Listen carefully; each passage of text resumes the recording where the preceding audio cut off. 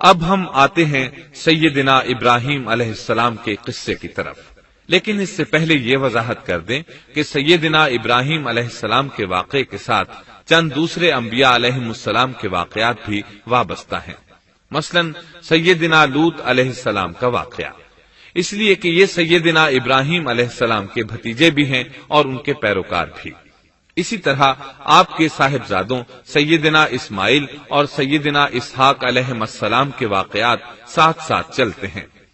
اس کی وجہ یہ ہے کہ سیدنا اسماعیل علیہ السلام کی ولادت کے وقت ابراہیم علیہ السلام کی عمر 87 سال تھی، اور سیدنا اسحاق علیہ السلام کی پیدائش کے وقت سیدنا ابراہیم علیہ السلام کی عمر 100 سال تھی، جبکہ سیدنا ابراہیم علیہ السلام کی کل عمر 175 سال ہوئی، اس لیے ان کے واقعات ساتھ ساتھ چلتے ہیں۔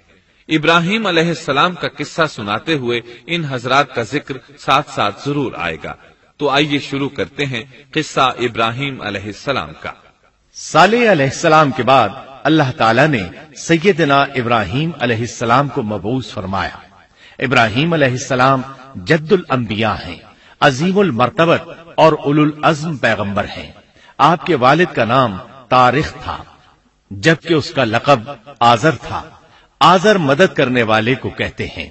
یہ شخص اپنے قبیلے کے افراد کی مدد کیا کرتا تھا، غمخواری کرتا تھا، اس لیے اس کا لقب آزر مشہور ہو گیا تھا۔ قرآن مجید میں ابراہیم علیہ السلام کا قصہ 73 مقامات پر ذکر ہوا ہے۔ یہ 73 مقامات 25 سورتوں میں ہیں، اور یہ بات ابراہیم علیہ السلام کے بلند مرتبت ہونے پر دلالت کرتی ہے۔ ابراہیم علیہ السلام بھی سام بن نوح علیہ السلام کی نسل سے ہیں۔ آپ کی پیدائش عراق کے مشہور شہر بابل میں ہوئی۔ یہ عراق کے شمال میں واقع تھا اور آج بھی موجود ہے۔ بہت بڑا شہر ہے، اس وقت بھی بڑی آبادی پر مشتمل تھا۔ یہاں بت پرستی عام ہو چکی تھی۔ اللہ تعالی سورۃ العنکبوت آیت 25 میں فرماتے ہیں، ابراہیم نے کہا کہ تم نے جن بتوں کی پرستش اللہ کے سوا کی ہے، انہیں تم نے اپنی آپس کی دنیاوی دوستی کے بنا پر معبود ٹھہرا لیا ہے۔ مطلب یہ کہ وہ لوگ اللہ کی عبادت بتوں کو اللہ کا شریک ٹھہرا کر کرتے تھے۔ ابراہیم علیہ السلام نے اپنے باپ سے اور اپنی قوم سے کہا کہ یہ مورتیاں جن کے تم مجاور بنے بیٹھے ہو کیا ہیں؟ انہوں نے جواب دیا، ہم نے اپنے باپ دادوں کو انہی کی عبادت کرتے پایا ہے۔ اللہ تعالیٰ ان کے بارے میں فرماتے ہیں، اے نبی، انہیں ابراہیم علیہ السلام کا قصہ سنا دو، جبکہ انہوں نے اپنے باپ اور اپنی قوم سے فرمایا، تم کس کی عبادت کرتے ہو؟ کہنے لگے، بتوں کی، ہم تو برابر ان کے مجاور بنے بیٹھے ہیں۔ ابراہیم علیہ السلام نے فرمایا، جب تم انہیں پکارتے ہو تو کیا وہ سنتے بھی ہیں یا تمہیں نفع اور نقصان پہنچا سکتے ہیں؟ انہوں نے کہا، یہ ہم کچھ نہیں جانتے، ہم نے تو اپنے باپ دادوں کو اسی طرح کرتے پایا ہے۔ مطلب یہ کہ یہ بت پرستی انہیں ورثے میں ملی تھی۔ وہ جن معبودوں کی عبادت کرتے تھے، نہ وہ ان کی پکار کو سنتے تھے، نہ ہی ان کے نفع و نقصان پر قادر تھے۔ اسی لیے ابراہیم علیہ السلام انہیں جھنجھوڑ رہے تھے، لیکن اندھی تقلید اور بشری عقل کے بیکار ہو جانے نے انہیں یہ سب سوچنے سے عاری کر دیا تھا۔ اللہ تعالیٰ نے ابراہیم علیہ السلام کی خصوصی رہنمائی فرمائی تھی، جیسا کہ سورۃ الانبیاء آیت 51 میں ہے، اور ہم نے ابراہیم کو پہلے سے ہدایت عطا فرما دی تھی اور ہم اسے جانتے تھے۔ ابراہیم علیہ السلام نے کبھی ایک لمحے کے لیے بھی بتوں کی پوجا نہیں کی تھی۔ آپ نے اپنی قوم کو بتوں کی پوجا کرتے دیکھا تو انہیں ملامت کی، ایک اللہ کی طرف دعوت دی، اور اس دعوت کی ابتدا انہوں نے اپنے باپ سے کی۔ اللہ تعالی سورہ مریم میں فرماتے ہیں، اے نبی، کتاب میں ابراہیم کا ذکر کر، بے شک وہ سچا نبی تھا۔ جب اس نے اپنے باپ سے کہا، اے میرے باپ، بے شک مجھے وہ علم عطا ہوا ہے جو تمہیں حاصل نہیں، اس لیے میری اطاعت کریں، میں آپ کو سیدھا راستہ دکھاؤں گا۔ اے میرے باپ، شیطان کی عبادت نہ کریں، بے شک شیطان اللہ کا نافرمان ہے۔ ان بتوں کی عبادت گویا شیطان کی عبادت ہے، اس لیے آپ نے ان معبودوں کو شیطان سے تعبیر کیا۔ فرمایا، اے میرے باپ، بے شک مجھے خوف ہے کہ تم پر اللہ کا عذاب آئے۔ پھر تم شیطان کے ساتھی ہو جاؤ۔ باپ نے ان کی بات سن کر کہا، اے ابراہیم، کیا تو میرے معبودوں سے پھرا ہوا ہے؟ البتہ اگر تو باز نہ آیا تو میں تجھے سنسار کر دوں گا، اور تو مجھ سے ایک مدت تک دور ہو جا، یعنی مجھ سے اتنا دور ہو جا کہ کبھی مجھے نظر نہ آئے۔ ابراہیم علیہ السلام نے اپنے باپ پر نرمی اور مہربانی کرتے ہوئے ان سے کہا، آپ پر سلامتی ہو، میں اپنے رب سے آپ کے لیے بخشش طلب کرتا رہوں گا۔ لیکن جب بعد میں ان پر واضح ہو گیا کہ وہ تو اللہ کا دشمن ہے تو ابراہیم علیہ السلام اس سے بے تعلق ہو گئے۔ سورہ توبہ آیت 114 میں اللہ فرماتے ہیں، اور ابراہیم کا اپنے والد کے لیے بخشش طلب کرنا ایک وعدے کی وجہ سے تھا جو وہ اس سے کر چکے تھے، لیکن جب انہیں معلوم ہو گیا کہ وہ اللہ کا دشمن ہے تو اس سے بیزار ہو گئے۔ بے شک ابراہیم بڑے نرم اور تحمل والے تھے۔ کسی ایماندار کے لیے جائز نہیں کہ وہ کسی کافر کے لیے دعائے مغفرت کرے، بلکہ مومن پر حرام ہے کہ وہ کسی کافر یا عیسائی وغیرہ کے لیے مغفرت طلب کرے یا اس سے یہ کہے کہ اللہ تجھ پر رحم کرے۔ ابراہیم علیہ السلام کے والد نے انہیں دھمکی دی تھی کہ اگر تم اس دعوت سے باز نہ آئے تو میں تمہیں سنسار کر دوں گا۔ اس کے جواب میں ابراہیم علیہ السلام اپنے والد کے ساتھ انتہائی شفقت سے پیش آئے اور اس سے کہنے لگے، میں آپ کے لیے اپنے رب سے استغفار کرتا رہوں گا، اس لیے کہ آپ اپنے والد پر بے حد مہربان تھے۔ اسی لیے اللہ تعالیٰ بھی ابراہیم علیہ السلام پر بے حد مہربان تھے، اور آپ کا لقب خلیل الرحمان رکھ دیا گیا۔ خلت محبت کا وہ انتہائی درجہ ہے جس کے ساتھ دل محبت سے بھر جاتا ہے، یعنی وہ بہت سے لوگوں سے بڑھ کر اللہ تعالیٰ کو محبوب تھے۔ والد کے سخت جواب کے بعد ابراہیم علیہ السلام نے ان سے علیحدگی اختیار کر لی اور انہیں مخاطب کر کے فرمایا، میں تمہیں چھوڑتا ہوں اور جنہیں تم اللہ کے سوا پکارتے ہو ان کو بھی چھوڑتا ہوں، میں اپنے رب کو پکاروں گا، مجھے امید ہے میں اپنے رب کو پکار کر محروم نہیں رہوں گا۔ آپ اللہ کے پیارے اور پسندیدہ نبی تھے۔ جب آپ نے اپنی قوم کو توحید کی دعوت دی اس وقت آپ نوجوان تھے، آپ کی عمر 16 سال تھی۔ ساتھ میں آپ اس بات پر غور و فکر بھی کرتے کہ آخر یہ لوگ بتوں کی پوجا کیوں کرتے ہیں۔ آپ کا دل ان کے شرک پر بہت کوڑتا۔ آخر آپ نے مصمم ارادہ کر لیا کہ اس شر اور فساد کی جڑ کو کاٹ کر رہیں گے، یعنی ان بتوں کو توڑ کر رہیں گے۔ آپ اپنی قوم کو بتوں کو توڑ دینے کی دھمکی دیتے رہے۔ اس دھمکی کا ذکر اللہ تعالیٰ نے سورۃ الانبیاء آیت 57 میں کیا ہے، اور اللہ کی قسم میں تمہارے بتوں کا علاج کروں گا جب تم پیٹھ پھیر کر جا چکے ہوگے۔ یہ بات ابراہیم علیہ السلام نے پوشیدہ نہیں اعلانیہ کہی تھی۔ آخر انتظار کا وقت ختم ہوا، عید کا دن آ پہنچا۔ عید کے دن وہ لوگ صبح سویرے گھر سے نکلنے سے پہلے کھانا پکا کر اپنے معبودوں کے سامنے رکھتے تھے، پھر شہر سے باہر ایک میدان میں جمع ہوتے، وہاں کھیلتے کودتے خوشیاں مناتے، ناز سے چلتے پھرتے اور کھانا کھاتے۔ شام کو گھروں کی طرف آتے، صبح بتوں کے پاس جو کھانا رکھ گئے تھے اس کو اٹھاتے اور تبرک سمجھ کر کھا جاتے۔ اپنے معمول کے مطابق انہوں نے عید کی تیاری کر لی، لیکن ابراہیم علیہ السلام تیار نہ ہوئے، اس لیے کہ وہ تو ان کے ساتھ جانے کا ارادہ ہی نہیں رکھتے تھے۔ وہ لوگ جانے سے پہلے ابراہیم علیہ السلام کے پاس آئے اور کہنے لگے، کیا آپ ہمارے ساتھ نہیں جائیں گے؟ سیدنا ابراہیم علیہ السلام نے آسمان کی طرف نگاہ کی اور فرمایا، میں بیمار ہوں۔ یہ تمام واقعہ سورۃ الانبیاء آیات 51 تا 58 میں بیان ہوا ہے۔ یقیناً ہم نے ابراہیم کو پہلے سے ہدایت فرما دی تھی اور ہم اسے جانتے تھے، جبکہ اس نے اپنے باپ سے اور اپنی قوم سے کہا کہ یہ مورتیاں جن کے تم مجاور بنے بیٹھے ہو کیا ہیں؟ سب نے کہا، ہم نے اپنے باپ دادوں کو انہی کی عبادت کرتے پایا ہے۔ آپ نے فرمایا، پھر تو تم اور تمہارے باپ دادا سبھی یقیناً کھلی گمراہی میں مبتلا رہے۔ کہنے لگے، کیا آپ سچ مچ ہمارے پاس حق لائے ہیں یا یوں ہی مذاق کر رہے ہیں؟ آپ نے فرمایا، نہیں نہیں، در حقیقت تم سب کا پروردگار تو وہ ہے جو آسمان و زمین کا مالک ہے، جس نے انہیں پیدا کیا ہے۔ میں تو ایسی بات کا گواہ اور قائل ہوں، اور اللہ کی قسم میں تمہارے ان معبودوں کا علاج تمہاری غیر موجودگی میں کروں گا۔ پس اس نے ان سب کے ٹکڑے کر دیے، البتہ صرف بڑے بت کو چھوڑ دیا، یہ اس لیے کیا کہ وہ سب اس کی طرف لوٹے۔ ابراہیم علیہ السلام نے لوگوں کے ساتھ عیدگاہ جانے سے انکار کیا اور عذر پیش کیا کہ وہ بیمار ہیں۔ وہ لوگ آپ کو چھوڑ کر چلے گئے۔ بعد میں ابراہیم علیہ السلام ان بتوں کے پاس گئے، دیکھا کہ ان کے سامنے کھانا پڑا ہے۔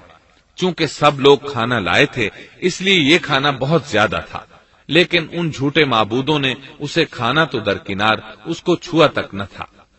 ابراہیم علیہ السلام نے انہیں مخاطب کر کے کہا، یہ اتنا کھانا تمہارے سامنے پڑا ہے، تم اس کو کھاتے کیوں نہیں؟ تمہیں کیا ہو گیا کہ بات تک نہیں کرتے؟ پھر پوری قوت سے دائیں ہاتھ سے کلہاڑا مار کر ان کے ٹکڑے ٹکڑے کر دیے، لیکن بڑے بت کو چھوڑ دیا تاکہ سب اسی کی طرف رجوع کریں۔ تمام چھوٹے بتوں کو توڑ کر کلہاڑا اس بڑے بت کے کندھے پر رکھ دیا۔ مشرکین میلے سے لوٹے تو دیکھا ان کے سارے معبود اوندھے منہ ٹوٹے پھوٹے پڑے ہیں، ان کے تمام معبودوں کو توڑ دیا گیا تھا۔ وہ حیران رہ گئے کہ یہ کیسے ہو گیا، کس نے کیا؟ کہنے لگے، یہ کام کس ظالم کا ہے، اس نے ہمارے معبودوں کی توہین کی ہے۔ اس وقت جن لوگوں نے ابراہیم علیہ السلام کا وہ کلام سنا تھا انہیں ان کا خیال آ گیا، کہنے لگے، وہ نوجوان جس کا نام ابراہیم ہے اسے ہم نے اپنے بتوں کی مذمت کرتے سنا ہے۔ اللہ کی قدرت کہ ابراہیم علیہ السلام کا جو مقصد تھا وہ خود بخود پورا ہو رہا تھا۔ قوم کے لوگ مشورہ کر رہے تھے کہ سب کو جمع کرو اور اسے بلاؤ، پھر اسے سزا دو۔ چنانچہ تمام اہل باطل چھوٹے بڑے جمع ہو گئے، کارروائی شروع ہو گئی۔ کہنے لگے، اے ابراہیم، ہمارے معبودوں کے ساتھ یہ لغو حرکت تو نے کی ہے۔ ابراہیم علیہ السلام نے جواب دیا، یہ کام تو اس بڑے بت کا ہے، مجھ سے کیوں پوچھتے ہو؟ تم اپنے معبودوں سے کیوں نہیں پوچھ لیتے کہ ان کے ٹکڑے کس نے اڑائے ہیں؟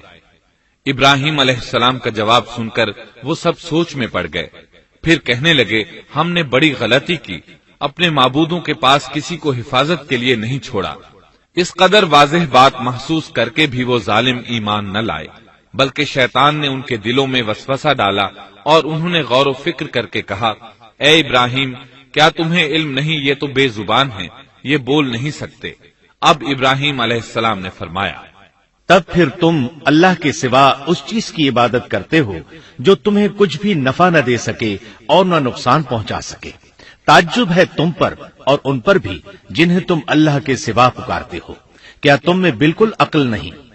اس طرح ابراہیم علیہ السلام نے ان پر حقیقت خوب اچھی طرح واضح کر دی۔ ان سے فرمایا، تم ان کی پوجا کرتے ہو جن کو تم خود تراشتے ہو، یعنی ان کا حال تو یہ ہے کہ تم نے ان کو خود اپنے ہاتھوں سے تراشا اور ان کی عبادت کرنے لگے، جبکہ تمہیں اور تمہاری بنائی ہوئی چیزوں کو اللہ ہی نے پیدا کیا ہے۔ ابراہیم علیہ السلام نے ایک کلہاڑے کی مدد سے ان سب بتوں کو تہس نہس کر دیا تھا۔ یہ اس بات کی واضح ترین نشانی تھی کہ یہ بالکل بے بس ہیں، لیکن اس واضح نشانی کے باوجود وہ اپنے کفر ہی پر ڈٹے رہے اور لگے ابراہیم علیہ السلام کو دھمکیاں دینے۔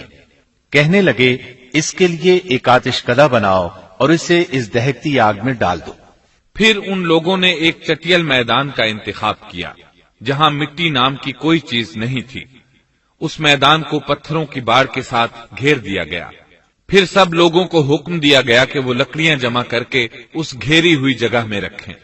چنانچہ سب لوگ لکڑیاں جمع کر کے وہاں لانے لگے، یہاں تک کہ عورتوں اور بچوں نے بھی اس کام میں بڑھ چڑھ کر حصہ لیا۔ میدان میں اتنی لکڑیاں جمع ہو گئیں کہ زمین نظر نہیں آتی تھی۔ یہ لکڑیاں زمین پر ایک اونچی دیوار محسوس ہوتی تھیں۔ پھر ان لکڑیوں کو آگ لگائی گئی۔ جب آگ کے شعلے آسمان سے باتیں کرنے لگے تو انہوں نے ابراہیم علیہ السلام کو آگ میں ڈالنے کے لیے ایک جھولا تیار کیا۔ اس میں سیدنا ابراہیم علیہ السلام کو رکھا گیا۔ اس وقت آپ نے یہ دعا پڑھی، حسبنا اللہ ونعم الوکیل۔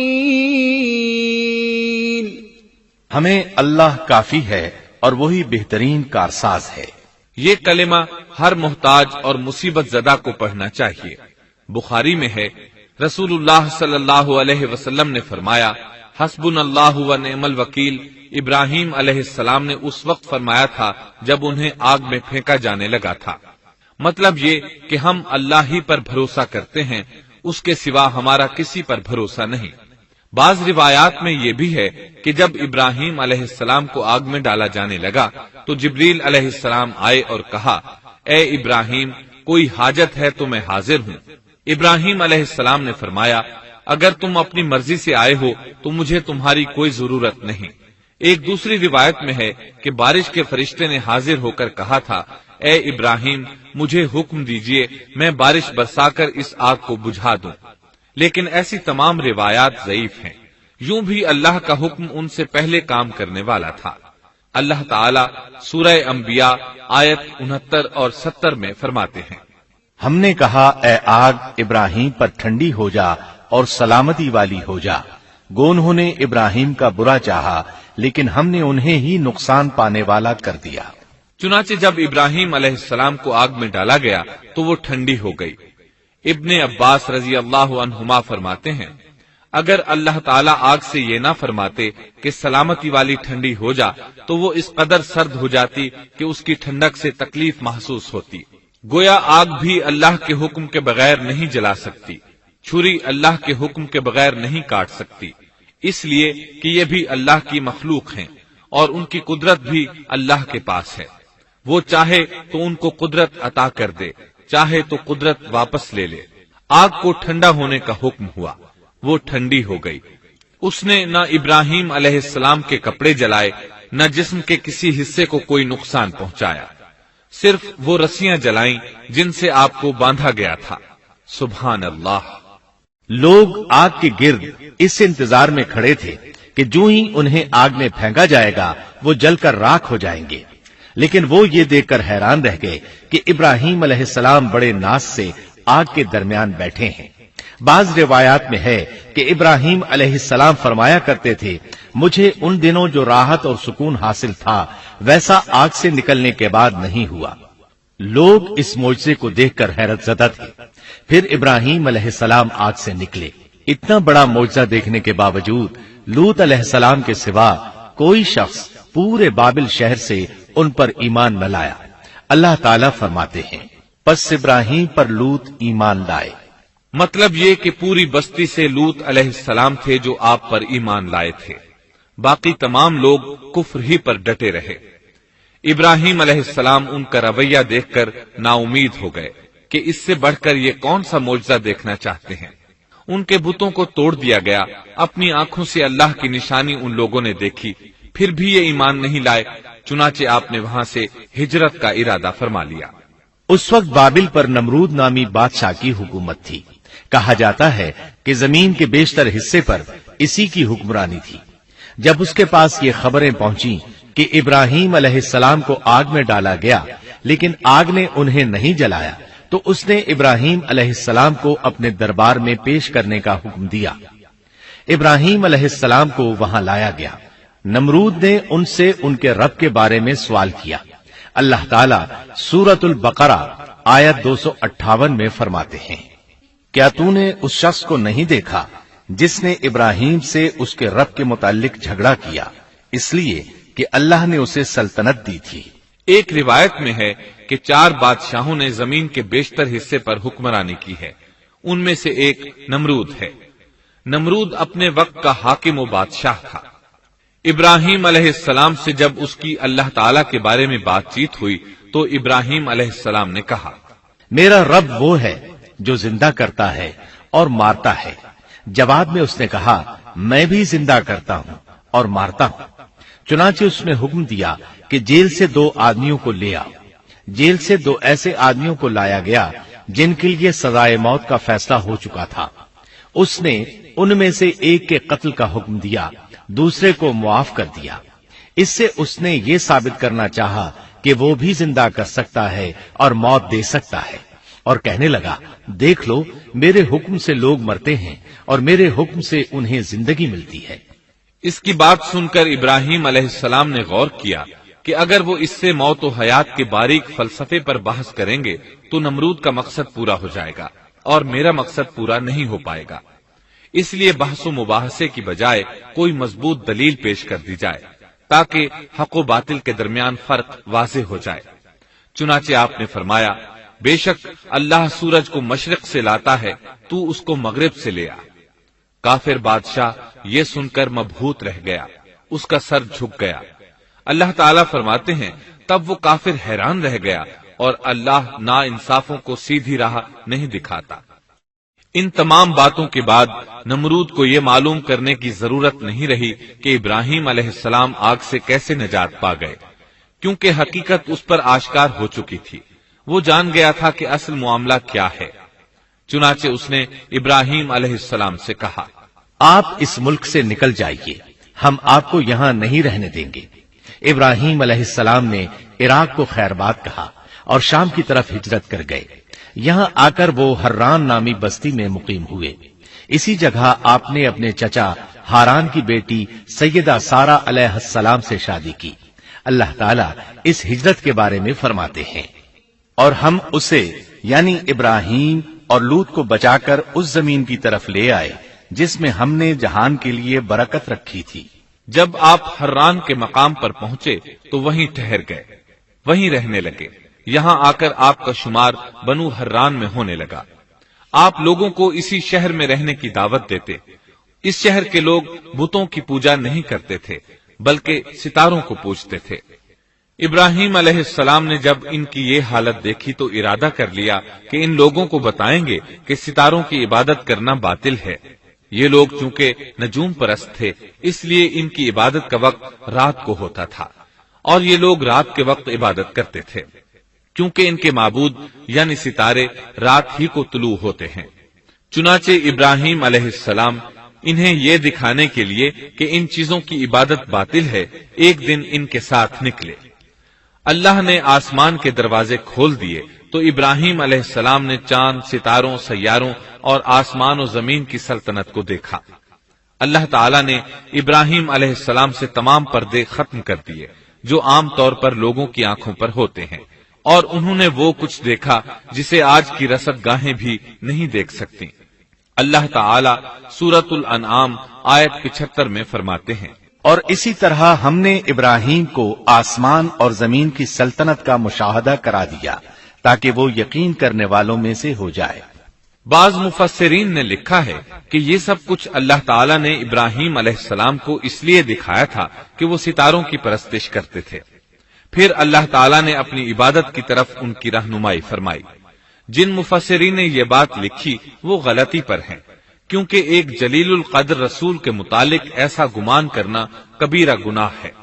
آسمان اور زمین کی سلطنت اور دیگر معجزات دکھانے کے بعد اللہ تعالیٰ فرماتے ہیں، آسمان اور زمین کی پیدائش یقیناً انسان کی پیدائش سے بہت بڑا کام ہے۔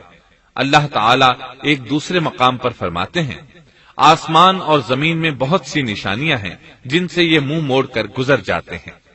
ابراہیم علیہ السلام حران شہر کے ستارہ پرستوں کو لے کر ایک رات نکلے۔ اچانک ایک ستارہ طلوع ہوا، اس کی چمک دمک بہت تھی، شکل صورت کے لحاظ سے بھی بہت خوبصورت تھا۔ اس وقت ابراہیم علیہ السلام نے بطور مذاق کہا، یہ میرا رب ہے۔ لیکن جب وہ ستارہ کچھ دیر بعد چھپ گیا تو کہنے لگے، یہ تو غروب ہو گیا۔ یہ رب کیسے ہو سکتا ہے؟ جو چھپ جائے وہ رب نہیں ہو سکتا، پس میں تو غروب ہونے والوں کو پسند نہیں کرتا۔ اگلے روز وہ پھر ان لوگوں کو ساتھ لے کر نکلے تو چاند کو دیکھا۔ یہ شکل صورت میں ستاروں سے کہیں زیادہ خوبصورت تھا، روشن تھا، لیکن یہ بھی غروب ہو گیا تو ابراہیم کہنے لگے، اگر مجھے میرے رب نے ہدایت نہ کی تو میں گمراہ لوگوں میں شامل ہو جاؤں گا۔ اے اللہ، تو کہاں ہے؟ اپنی طرف میری رہنمائی کر۔ ان باتوں سے ابراہیم علیہ السلام ان لوگوں کو غور و فکر کی دعوت دے رہے تھے تاکہ وہ غور کریں، آخر رب چھپ کیسے سکتا ہے؟ اگر چاند رب ہے اور دن کے وقت کسی کو اپنے معبود کی حاجت ہوگی تو وہ کیا کرے گا؟ لہذا چاند کسی صورت رب نہیں ہو سکتا۔ پھر جب دن چڑھا اور سورج طلوع ہوا تو کہنے لگے، یہ میرا رب ہے، یہ تو سب سے بڑا ہے۔ پھر لوگوں کو مخاطب کر کے کہنے لگے، تم رات کو چھوٹے چھوٹے ستاروں کی پوجا کرتے ہو، کیوں نہ تم اتنے بڑے ایک ہی رب کی پوجا کر لو۔ لیکن جب وہ بھی غروب ہو گیا تو کہنے لگے یقیناً میں تمہارے شرک سے بیزار ہوں. یہ معبود کیسے ہو سکتے ہیں؟ ان میں تو تبدیلی آتی رہتی ہے، کبھی طلوع ہوتے ہیں کبھی غروب ہوتے ہیں. یہ اس بات کی دلیل ہے کہ یہ مخلوق ہیں اور ان کا خالق کوئی اور ہے جس کے حکم کے یہ تابع ہیں.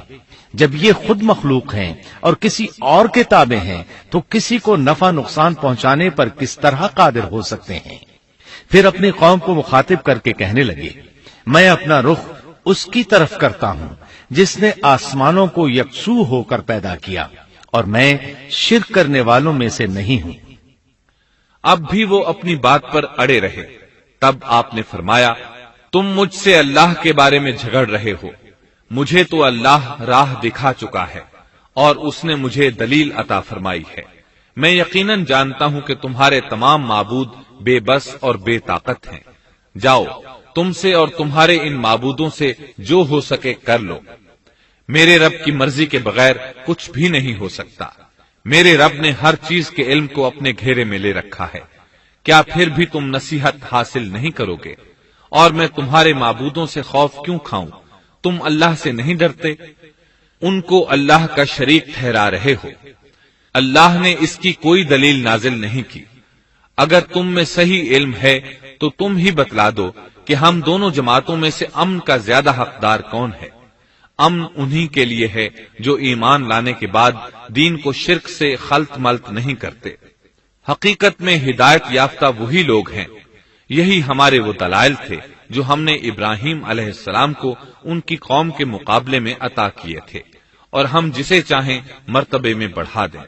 بے شک تیرا رب بڑی حکمت والا ہے. ان لوگوں نے پھر بھی کفر ہی کیا، کوئی بھی ایمان نہ لایا. چنانچہ ابراہیم علیہ السلام نے ایک بار پھر ہجرت کی اور مصر جا پہنچے. مصر کے بادشاہ کو خبر ملی کہ ایک شخص ہجرت کر کے آیا ہے اور اس کے ساتھ ایک عورت ہے.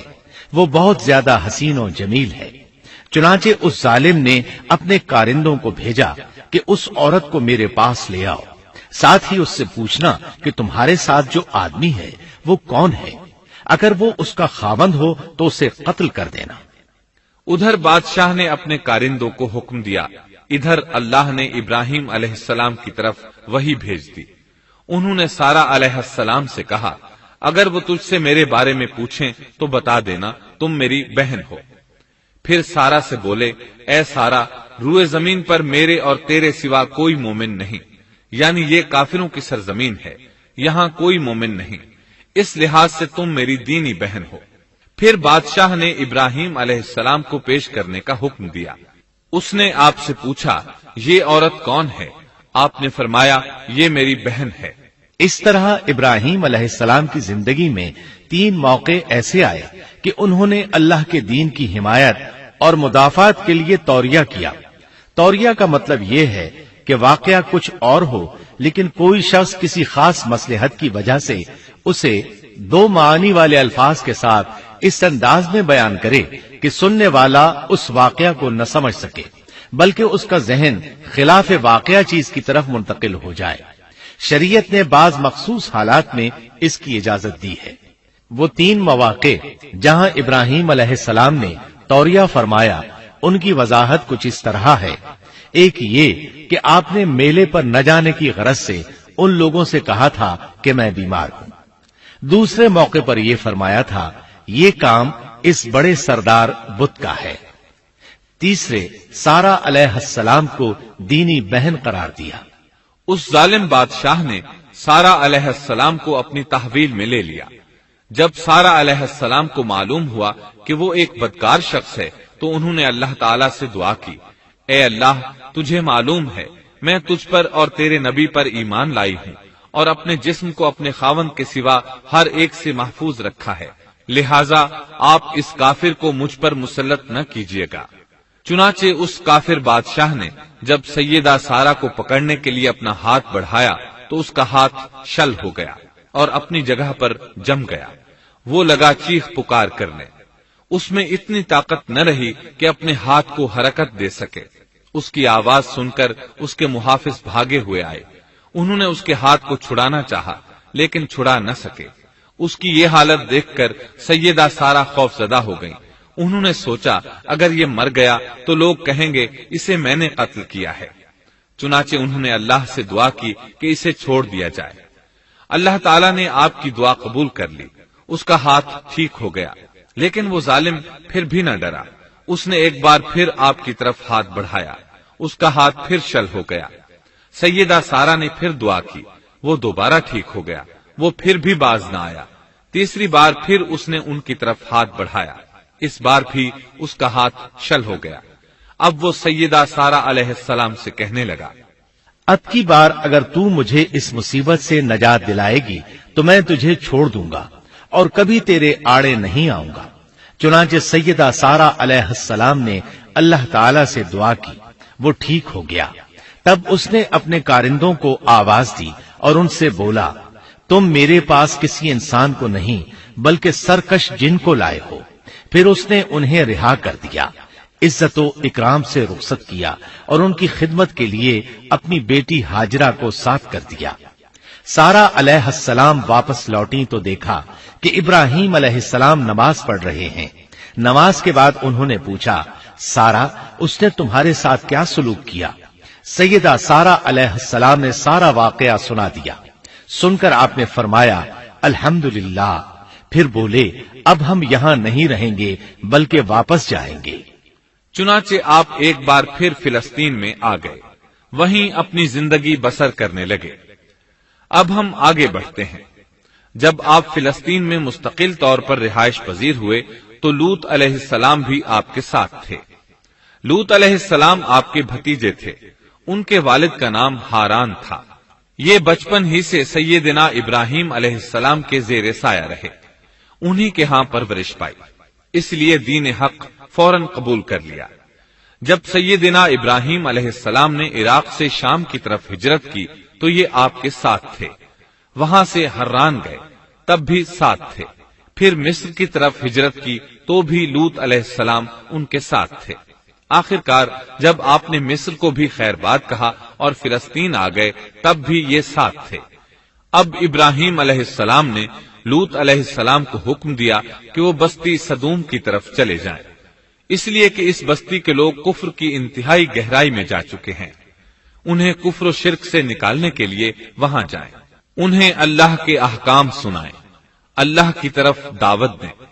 چنانچہ لوط علیہ السلام تو اس طرف روانہ ہو گئے اور ادھر فلسطین میں صرف 3 مسلمان رہ گئے، ابراہیم علیہ السلام، ان کی زوجہ محترمہ سیدہ سارہ اور سیدہ ہاجرہ علیہ السلام۔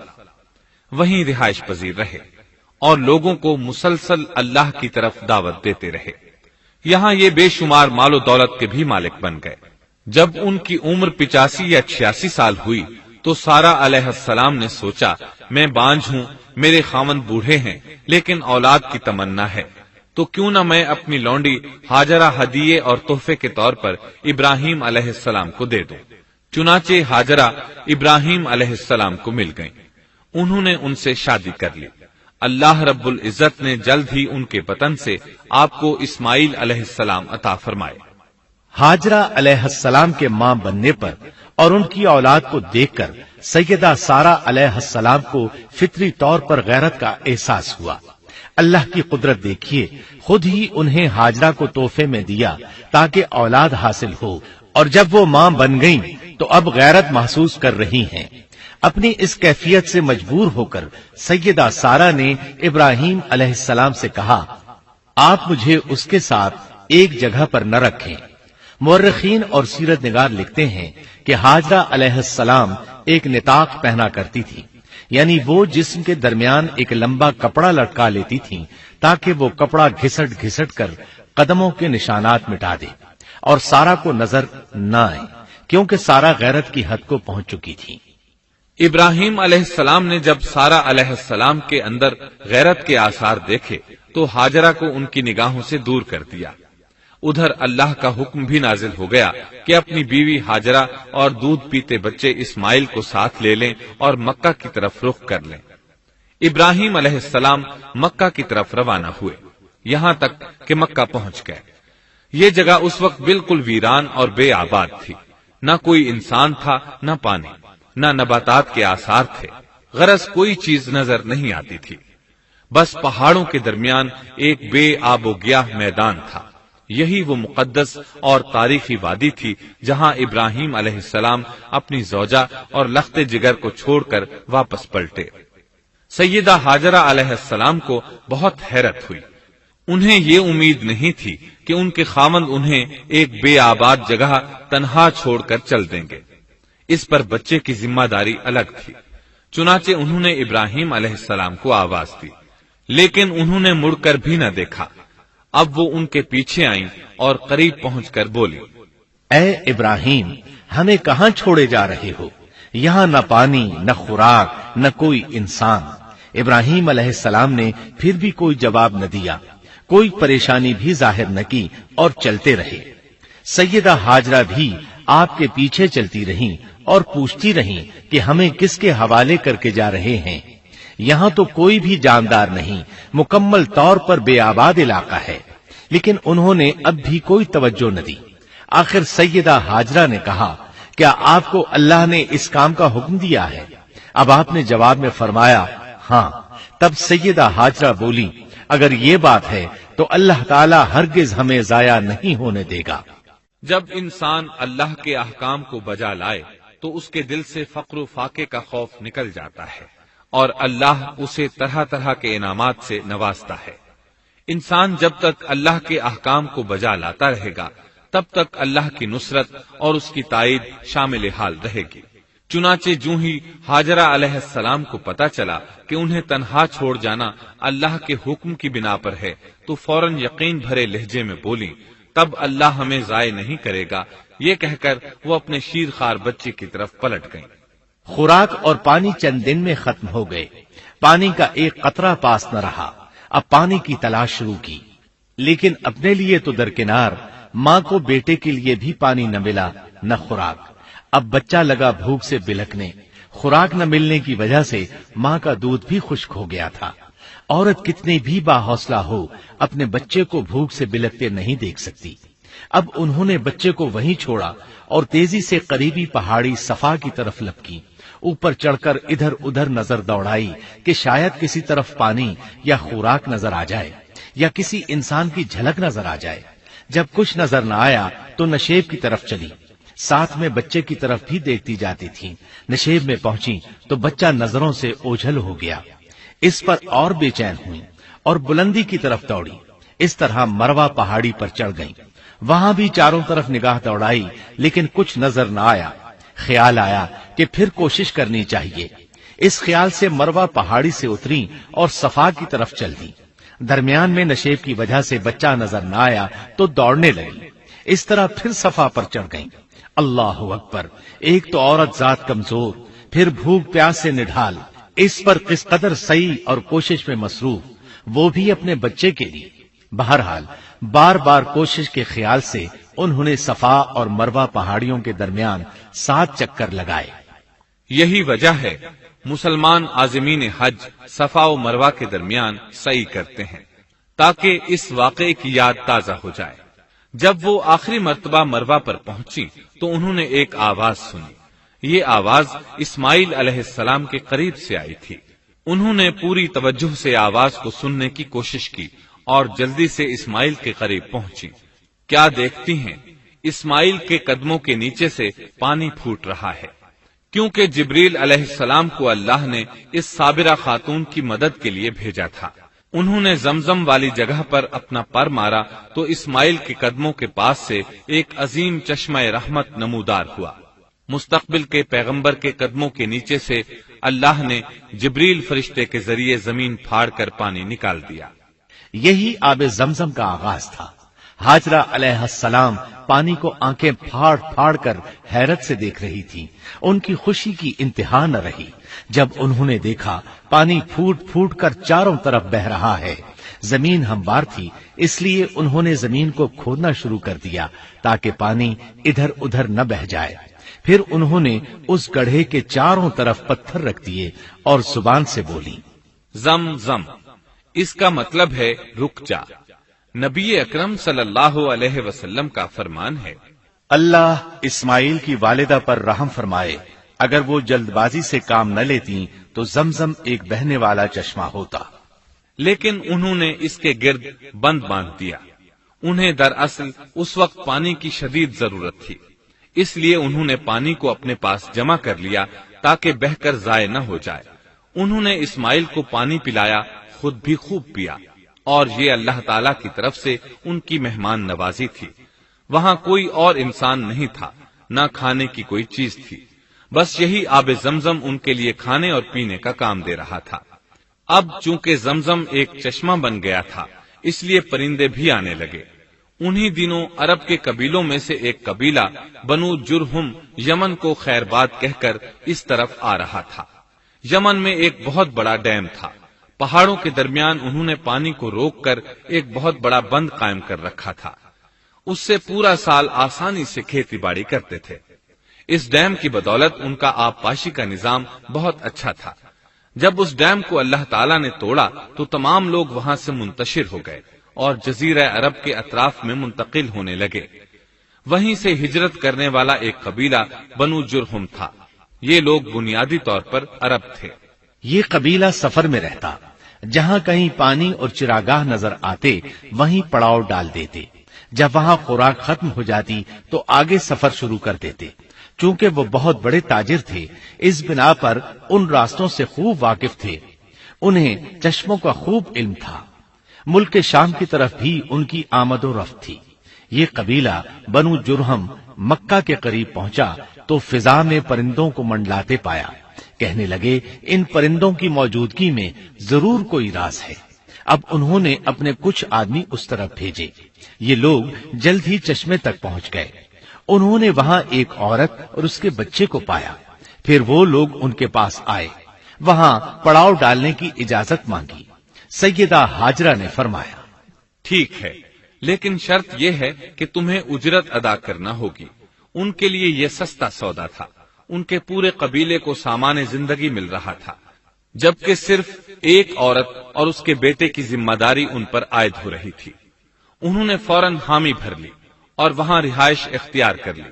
اس طرح یہ لوگ سیدہ ہاجرہ علیہ السلام کی معیشت کا ذریعہ بن گئے، اور اس طرح سیدنا اسماعیل علیہ السلام بنو جرہم میں پرورش پاتے رہے۔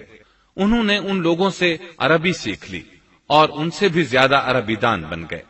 فصاحت اور بلاغت سے عربی میں بات چیت کرنے لگے۔ پھر ان کی اس قبیلے میں شادی ہو گئی۔ ان کی اولاد سے عرب قوم کا آغاز ہوا۔ انہی میں سے سرور کائنات محمد صلی اللہ علیہ وسلم کی ولادت باسعادت ہوئی۔ بنو جرہم کی آمد اور آبادی ابراہیم علیہ السلام کی دعا کا نتیجہ تھی۔ جب انہوں نے اپنی بیوی اور بچے یعنی دو کمزور انسانوں کو اس ویران جگہ چھوڑا تھا تو یہ دعا مانگی تھی، اے ہمارے پروردگار، میں نے اپنی کچھ اولاد اس بے آباد جنگل میں تیرے حرمت والے گھر کے پاس بسائی ہے۔ یہاں یہ سوال پیدا ہوتا ہے کہ کیا اس وقت بیت اللہ کی تعمیر ہو چکی تھی؟ درست بات یہ ہے کہ اس وقت خانہ کعبہ کی تعمیر نہیں ہوئی تھی۔ پھر سوال پیدا ہوتا ہے کہ کیا ابراہیم علیہ السلام کے زمانے سے پہلے اس کی تعمیر ہو چکی تھی یا صرف جگہ ہی معروف تھی؟ اس بارے میں دو طرح کی روایات ہیں۔ بعض میں آتا ہے کہ صرف اس کی جگہ معروف تھی، اور بعض میں ہے کہ ابراہیم علیہ السلام سے پہلے شیس علیہ السلام نے اس کو تعمیر کیا تھا، اور وہ گردش ایام کے ساتھ ساتھ منہدم ہو کر ختم ہو گیا۔ لیکن بہرحال اس کی جگہ معلوم تھی اور وہی پہلا گھر تھا، جیسا کہ اللہ نے خبر دی ہے۔ اللہ تعالیٰ نے پہلا گھر جو لوگوں کے لیے مقرر کیا تھا وہی ہے جو مکہ میں ہے، اور وہ پوری دنیا کے لیے برکت اور ہدایت والا ہے۔ ابراہیم علیہ السلام نے اللہ تعالیٰ سے یہ دعا مانگی تھی، اے ہمارے پروردگار، میں نے اپنی کچھ اولاد اس بے کھیتی کے جنگل میں تیرے حرمت والے گھر کے پاس بسائی ہے۔ اے ہمارے پروردگار، یہ اس لیے کہ وہ نماز قائم کریں، پس تو کچھ لوگوں کے دلوں کو ان کی طرف مائل کر دے اور انہیں پھلوں کی روزیاں عطا فرما تاکہ یہ شکر گزاری کریں۔ دن گزرتے رہے اور اسماعیل علیہ السلام بنو جرہم کے ماحول میں عمر کی منزلیں طے کرتے رہے اور وہ ہوش سنبھالنے کے قریب ہو گئے۔ ابراہیم علیہ السلام ہر سال ایک دو بار اپنے گھرانے کی دیکھ بھال کے لیے چکر لگاتے تھے۔ جب اسماعیل علیہ السلام نے ہوش سنبھالا تو ایک بار پھر ایک عظیم آزمائش کا وقت آ گیا۔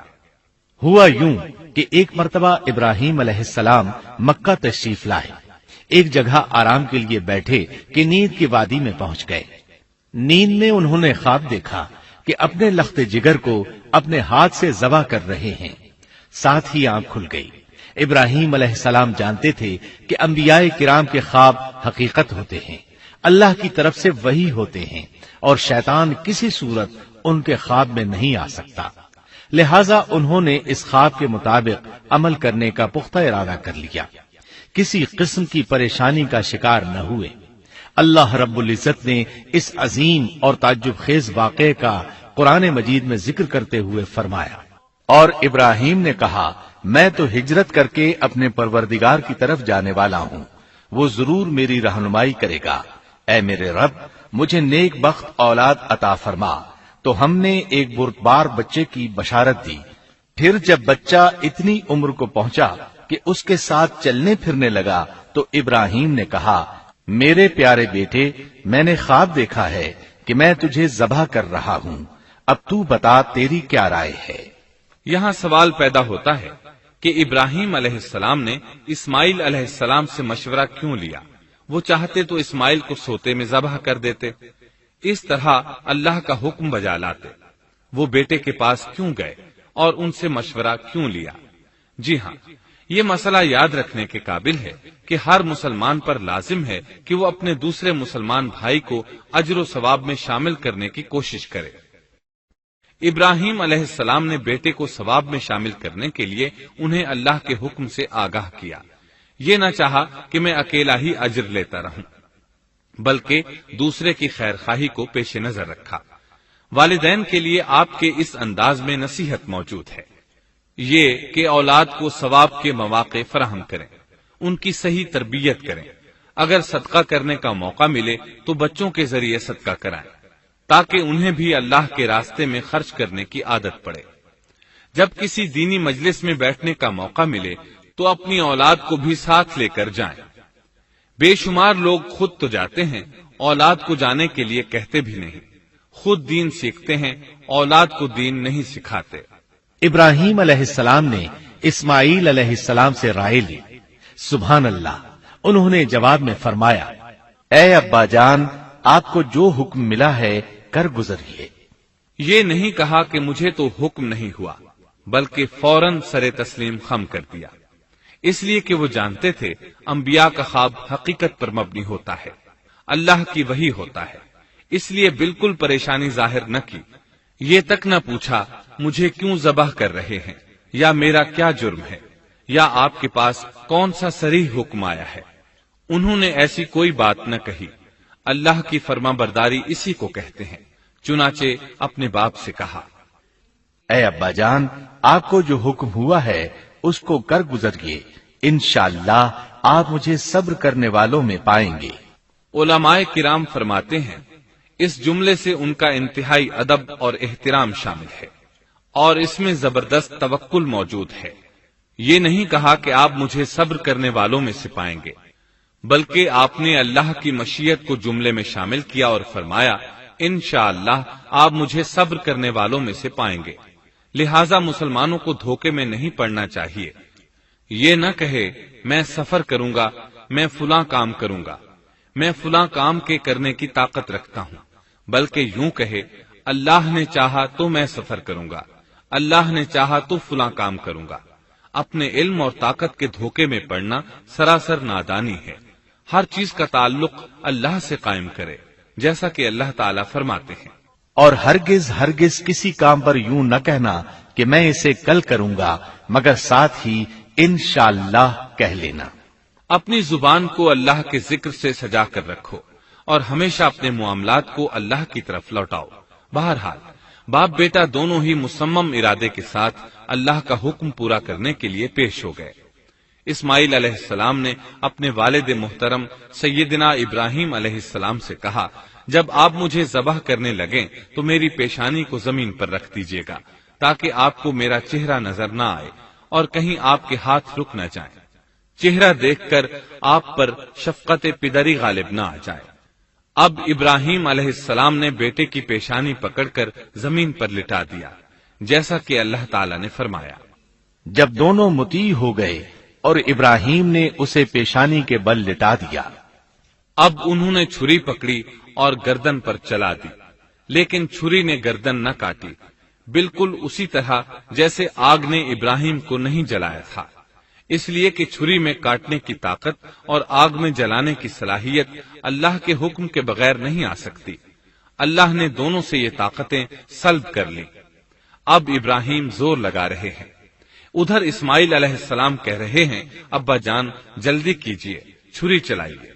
اللہ تعالیٰ نے اس واقعے کا ذکر یوں فرمایا ہے، جب وہ دونوں مطیع ہو گئے اور ابراہیم نے اسے پیشانی کے بل لٹا دیا۔ اس مطیع ہونے سے مراد اللہ کے حکم کو نافذ کرنا ہے۔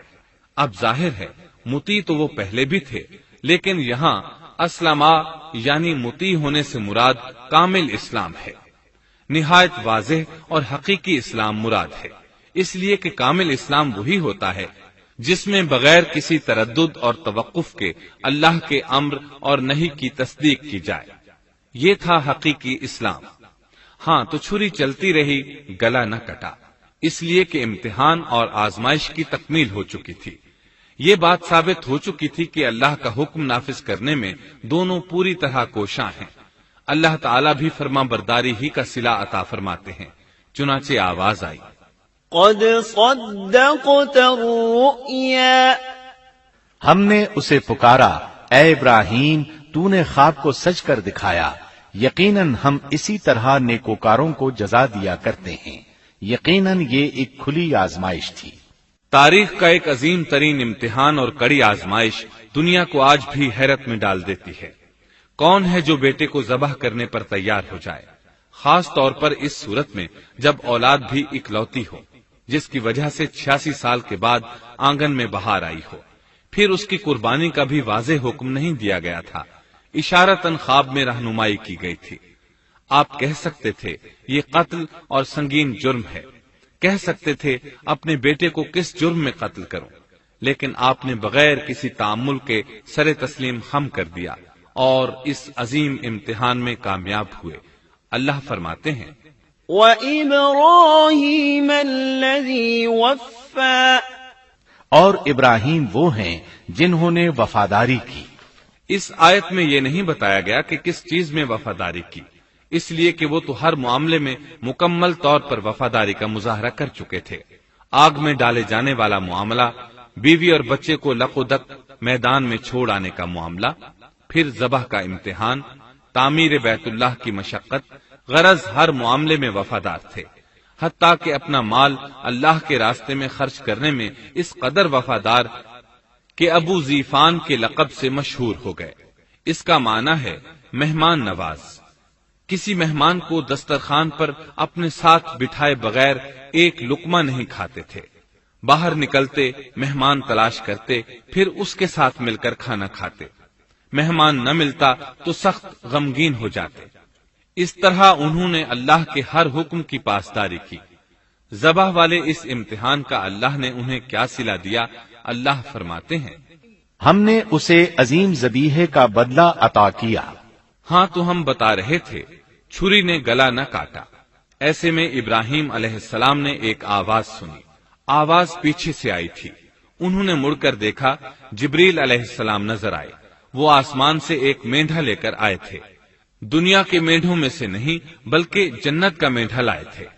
سیدنا عبداللہ بن عباس رضی اللہ عنہما سے روایت ہے کہ وہ مینڈھا جنت میں 40 سال تک چرتا رہا۔ سفید رنگ، کشادہ آنکھوں، خوبصورت سینگوں والا حسین و جمیل مینڈھا تھا۔ بہرحال یہ ابراہیم علیہ السلام کی وفاداری کا بدلہ تھا جو اسماعیل علیہ السلام کے فدیے میں دیا گیا، اور پوری امت مسلمہ کے لیے حکم ہو گیا کہ اللہ کی رضا کے لیے قربانی اور ہدی پیش کرتے رہیں۔ کعبے کے پاس حرم الہی میں ہر سال یہ سنت ادا کی جاتی ہے، اور ان کے ساتھ ساتھ پوری زمین کے تمام خطوں پر بسنے والے مسلمان بھی اس عظیم فرمانبرداری کی علامت کے طور پر قربانیاں پیش کرتے ہیں۔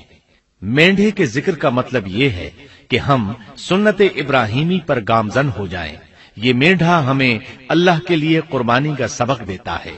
ہمیں چاہیے سنت ابراہیمی کی اقتدا کرتے ہوئے ہم اپنی جانوں، اپنی اولاد اور اپنے مالوں کو اللہ کی راہ میں قربان کرنے کے لیے تیار ہو جائیں۔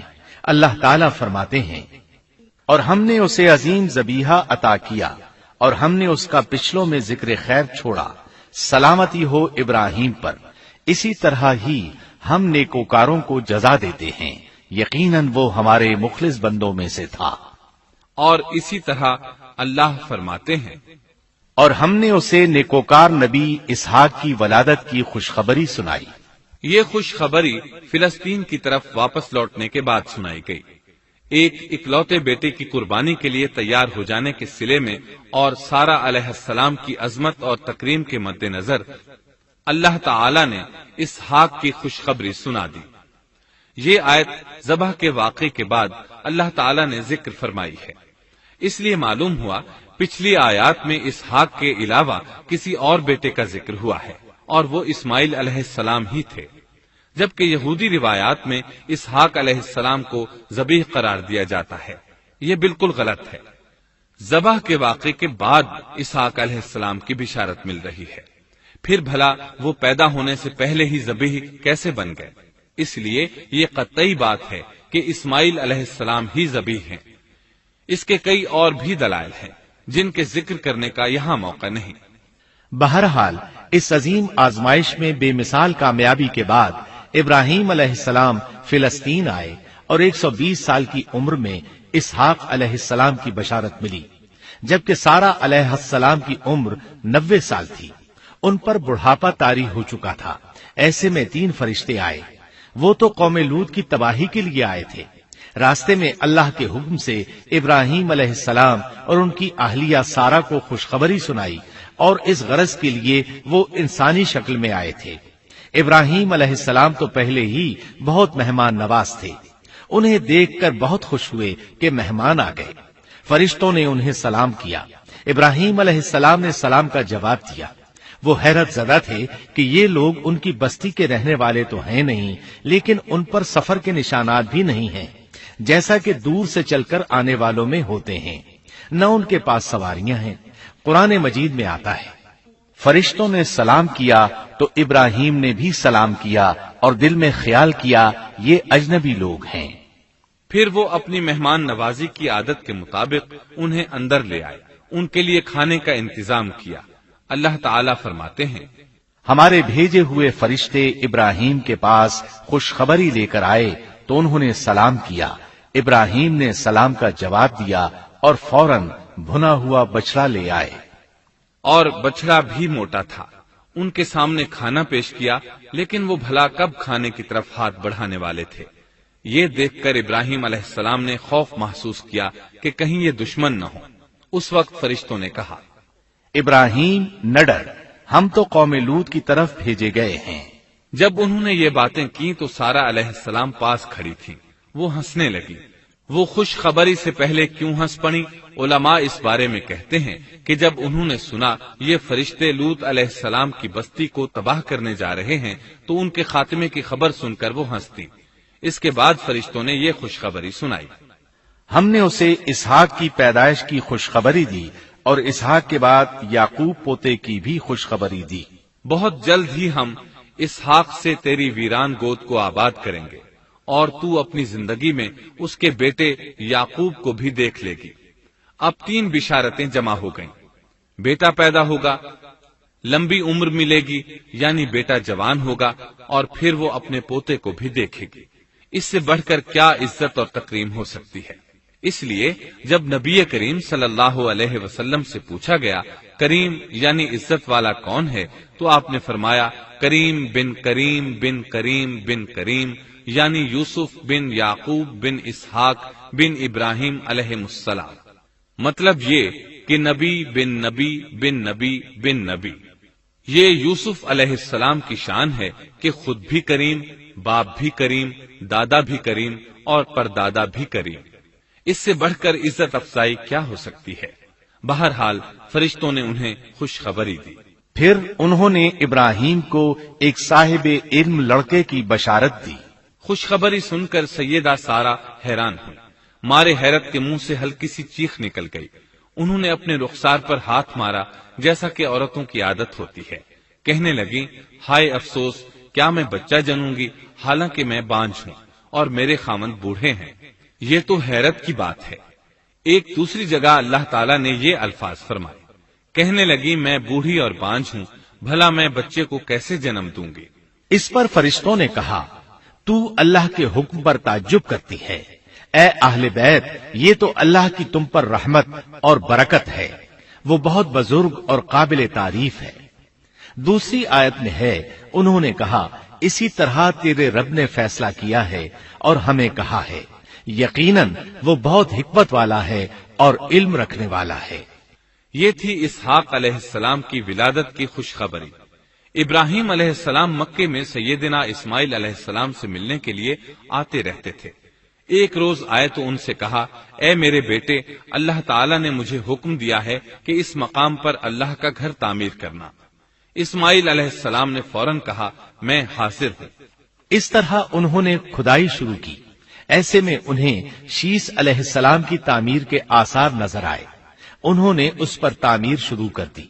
ایک روایت میں یہ بھی ہے کہ انہوں نے فرشتوں والی بنیادوں کے آثار بھی دیکھے۔ نبی کریم صلی اللہ علیہ وسلم کی جوانی کے دنوں میں جب مکے کے قریش نے کعبے کی تعمیر نئے سرے سے کی تو انہوں نے اس کی بنیادوں کو گہرا کرنا چاہا۔ وہ کھدائی کرتے ان سبز پتھروں تک پہنچ گئے جو پہاڑوں کی چوٹیوں کی طرح نظر آ رہے تھے۔ انہوں نے ان پتھروں کو نکالنا چاہا۔ ایک شخص نے کدال کے ذریعے ایک پتھر کو باہر نکالا تو اس کے نیچے سے اتنا نور نکلنے لگا کہ قریب تھا وہ شخص اندھا ہو جاتا۔ پھر پتھر خود بخود نیچے جا گرا اور اپنی جگہ پر جم گیا۔ اس کے بعد لوگوں نے ان پتھروں کو ہاتھ نہ لگایا اور تعمیر شروع کر دی۔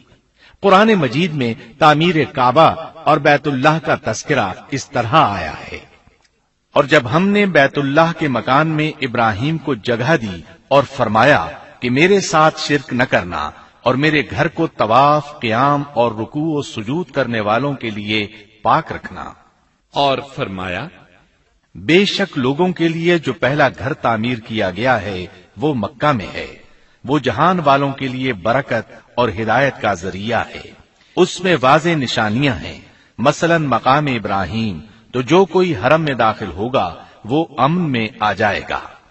اور فرمایا، اور یاد کرو اس وقت کو جب ابراہیم کو اس کے پروردگار نے کئی باتوں کے ذریعے آزمایا، وہ ان میں پورے اترے تو اللہ نے فرمایا، میں آپ کو تمام لوگوں کا امام بنا رہا ہوں۔ ابراہیم نے کہا، اے میرے رب، میری اولاد میں سے بھی امام بنائیے۔ جواب میں اللہ نے فرمایا، میرا امامت کا وعدہ ظالم لوگوں کے لیے نہیں ہے۔ اور اس وقت کو یاد کرو جب ہم نے بیت اللہ کو ثواب اور امن کی جگہ بنا دیا اور لوگوں نے مقام ابراہیم کو جائے نماز بنا لیا۔ ہم نے ابراہیم کو حکم دیا کہ میرے گھر کو طواف، اعتکاف، رکوع اور سجود کے لیے پاک رکھو، اور وہ وقت بھی یاد رکھو جب ابراہیم نے دعا کی، اے پروردگار، اس شہر کو امن والا بنا دے اور اس کے مومن بندوں کو پھلوں کا رزق عطا کر۔ اللہ تعالیٰ نے فرمایا، میں کافروں کو بھی تھوڑا فائدہ دوں گا، پھر انہیں آگ کے عذاب کی طرف بے بس کر دوں گا، یہ پہنچنے کی جگہ بری ہے۔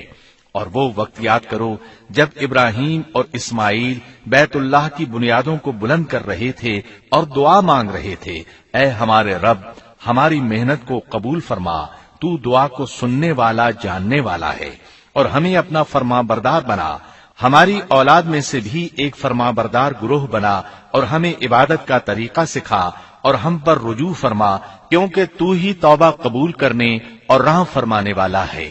اے ہمارے رب، ان لوگوں میں انہی میں سے ایک رسول بھیج جو ان پر تیری آیات کی تلاوت کرے اور انہیں کتاب و حکمت سکھائے، انہیں پاک کرے، یقیناً تو غالب حکمت والا ہے۔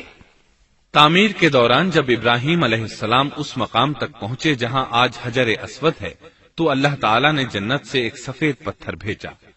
حدیث میں ہے یہ پتھر نہایت سفید تھا، اب سیاہ ہو گیا ہے۔ انسانوں کی غلطیاں اس کے سیاہ ہونے کا سبب بنی۔ جب دیواریں انسانی قد کے برابر ہو گئیں تو اسماعیل علیہ السلام ایک پتھر لے آئے۔ اب ابراہیم علیہ السلام اس پتھر پر کھڑے ہوئے۔ وہ ننگے پاؤں تھے۔ اسی وقت پتھر پگھل گیا، ان کے پاؤں اس کے اندر کسی قدر دھنس گئے، پتھر پر ان کے پیروں کے نشانات آ گئے۔ اسی پتھر کو آج مقام ابراہیم کہا جاتا ہے۔ پہلے یہ پتھر بیت اللہ کی دیواروں کے ساتھ رکھا گیا تھا۔ جب لوگ طواف کے لیے آتے تو سیدنا ابراہیم کے پیروں کے نشانات دیکھنے کے لیے یہاں ہجوم ہو جاتا۔ اس طرح طواف کرنے والوں کو دقت کا سامنا ہوتا۔ سیدنا عمر رضی اللہ عنہ نے صحابہ کرام کے مشورے سے اس پتھر کو اس جگہ سے قدرے ہٹا کر نماز کی صفوں کے قریب کر دیا تاکہ طواف کرنے والوں کو دقت نہ ہو۔ یہ مقام بہت مقدس ہے۔ اللہ نے فرمایا ہے، تم مقام ابراہیم کو جائے نماز مقرر کر لو۔ مقام ابراہیم کے قریب اس کے پیچھے ہو کر نماز پڑھنے کا موقع مل جائے تو لازماً وہاں 2 رکعت ادا کیا کرو۔ موقع نہ ملے تو پھر پوری مسجد حرام میں طواف سے فراغت والی 2 رکعت پڑھ لیا کرو۔ اس طرح کعبہ تعمیر ہوا۔ تب نیا حکم آیا، لوگوں میں جو استطاعت رکھے اس پر اللہ کے لیے حج بیت اللہ فرض ہے، اور جو شخص جان بوجھ کر اعراض کرے تو اللہ جہانوں سے بے نیاز ہے اور اسے اس کی کوئی پرواہ نہیں۔ ادھر ابراہیم علیہ السلام کو اللہ تعالی کی طرف سے اشارہ ہوا، لوگوں میں حج کا اعلان کر دیں۔ ابراہیم علیہ السلام کہنے لگے، اللہ میری آواز بھلا کس کس تک پہنچے گی؟ جواب آیا، آپ کے ذمے آواز لگانا ہے، پہنچانا ہمارا کام ہے۔ چنانچہ آپ عرفات کے ایک پہاڑ پر چڑھے اور آواز لگائی، لوگو بیت الحرام کا حج کرو۔ اللہ تعالیٰ نے معجزانہ طور پر یہ آواز تمام انسانوں تک پہنچا دی، خواہ وہ پیدا ہوئے تھے یا نہیں۔ دوسرا معجزہ یہ ہوا کہ اللہ نے بیت اللہ اور اس کے حج کی محبت لوگوں کے دلوں میں ڈال دی۔